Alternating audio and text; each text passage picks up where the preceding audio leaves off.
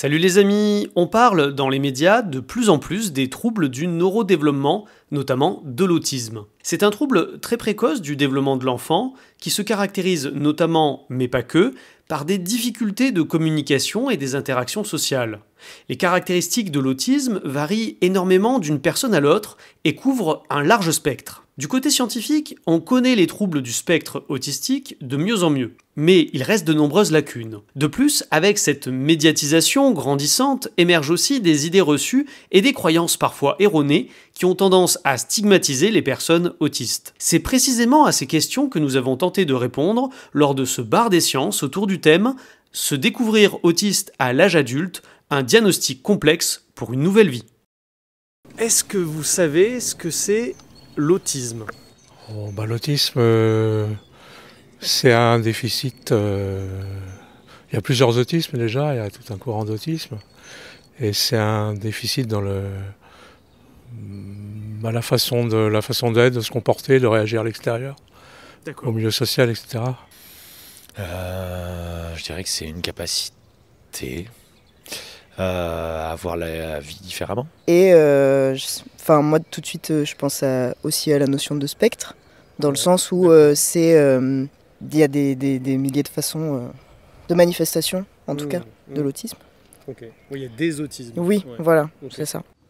Commençons par le début. Est-ce que vous pouvez nous définir ce que c'est le spectre du trouble autistique ?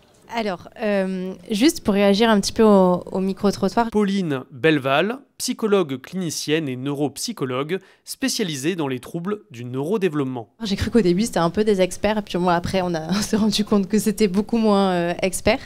Alors, ce qui était un petit peu vrai dans ce qu'on a entendu, c'est que on est autiste, et donc c'est un trouble du neurodéveloppement. Donc Karine vous en dira un peu plus, mais c'est un trouble de la maturation en fait fétale, et donc c'est quand même défini par des critères qui sont très précis. Donc j'ai entendu dans le micro-trottoir qu'il y a des milliers d'autismes. Alors oui, certainement en termes de cellules, etc. Mais dans la manifestation, on n'a peut-être pas des milliers. Donc c'est régi par des critères assez stricts en fait, d'une dyade autistique, on appelle ça comme ça, avec d'un côté des difficultés dans la communication et les interactions sociales, et de l'autre côté, je vous les donne pas tous, et de l'autre côté donc un caractère restreint et répétitif des comportements, des rituels, etc. Ça c'est la grosse dyade en fait, si vous voulez, autistique, et au milieu il y a encore un peu des sous-critères. Donc voilà, et après il y a des répercussions dans la vie quotidienne, professionnelle, amoureuse, etc. Dans tous les champs en fait, dans tous les domaines de la vie. Alors du coup, moi je vais intervenir un tout petit peu sur le côté génétique. Karine Loulier, chercheuse en neurosciences à l'INM, elle étudie les mécanismes cellulaires et moléculaires responsables du développement cérébral. Puisqu'on a eu un témoignage au micro-trottoir qui disait que non, l'autisme n'avait pas des gènes. En fait, on sait maintenant on en connaît quelques-uns. Il y a toute une batterie de gènes maintenant qui ont été montrés, impliqués en fait, en tout cas, avec un plus gros risque pour le patient qui a ce type d'altération génique de développer un TSA. Mais après, on ne sait pas associer un gène encore et un type de TSA. Et ce qui est important à noter, c'est qu'il y a cette composante génétique, mais ça n'explique pas tout. Il y a aussi une composante environnementale, en tout cas c'est multifactoriel. Donc on ne connaît pas encore non plus quels sont les autres critères, les autres facteurs qui peuvent faire que finalement un patient qui a une atteinte sur un gène en particulier va développer certains symptômes, et pourquoi finalement son frère, lui, qui a par exemple aussi sa même atteinte génétique, ne va pas développer les mêmes types de symptômes, en tout cas la même gravité. Donc c'est ce qu'on regarde en fait au niveau de la recherche aussi très fondamentale, donc c'est ce que je fais moi, et on essaye de comprendre un peu mieux quelle est la part liée à des comportements qui sont liés à des déficits au niveau génétique versus les déficits par rapport aux atteintes environnementales. Il a été évoqué surtout des troubles de communication. Moi, je voulais savoir si les outils numériques pouvaient aider maintenant les personnes en situation de handicap dans ce contexte-là. Il y a plein d'outils qui existent aujourd'hui, alors il faut les connaître. Après, je ne vais pas les citer là, sinon ça prendrait la semaine, mais il y en a plein qui existent pour aider à compenser. Je ne sais pas si c'est le mot, tout le monde le comprend, mais... Corentin Dugas, président de la fédération Mauvais Cancre et de l'association locale Mauvais Cancre, 34. S'adapter et surtout à être moins fatigué parce qu'on compense, parce qu'on fait ci. En fait, l'outil informatique aide beaucoup les personnes porteuses de troubles du neurodéveloppement pour plein de raisons. Certaines pour être communiquer, pour exprimer leurs émotions, pour exprimer leurs besoins dans certains cas aussi, pour corriger leurs fautes, pour les aider à formuler des questions, plein de petites choses comme ça.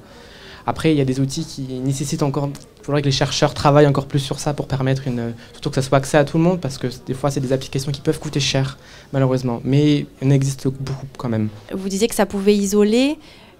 Oui, enfin ça dépend si ça dérange la personne. C'est toujours le cas. Il y a des personnes TSA qui ont une vie socialement très riche en fait sur Internet et par les jeux vidéo, etc. Et si c'est OK pour la personne... moi, je vois pas où est le problème, en fait. Voilà. Mais effectivement, ça peut devenir un problème, mais ça l'est pas forcément. Et je pense qu'il y a beaucoup de personnes qui ont de belles relations via les réseaux, via les jeux, Discord, etc. quoi. Qu'en est-il de la sous-représentation des femmes? Parce qu'on parle d'une femme pour 4 hommes diagnostiqués. Oui, donc c'est vrai que c'est une question qui est beaucoup d'actualité. Colline Agnier, neuropsychologue pour enfants et adolescents, elle est spécialisée dans les troubles du neurodéveloppement, dont les TSA. Il y a plusieurs hypothèses qui sont émises par rapport aux différences en termes de nombre de personnes diagnostiquées chez les femmes ou chez les hommes. Une des choses qui est mise en avant, c'est que la science est beaucoup faite pour les hommes. Et donc il y a beaucoup d'outils qui sont plutôt prévus pour les hommes, qui sont parfois plus inclus dans les études. On s'attend plus à avoir de l'autisme chez les hommes aussi, donc on va plus le rechercher. La différence de sociabilisation genrée homme-femme à la naissance, avec le genre attribué à la naissance, va faire que les femmes vont apprendre beaucoup plus à masquer un certain nombre de choses. Mais il y a vraiment beaucoup d'éléments qui entrent en jeu. Après, au niveau génétique, c'est pas ma spécialité pour en parler, mais je sais qu'il y a beaucoup de ces choses-là qui entrent en compte.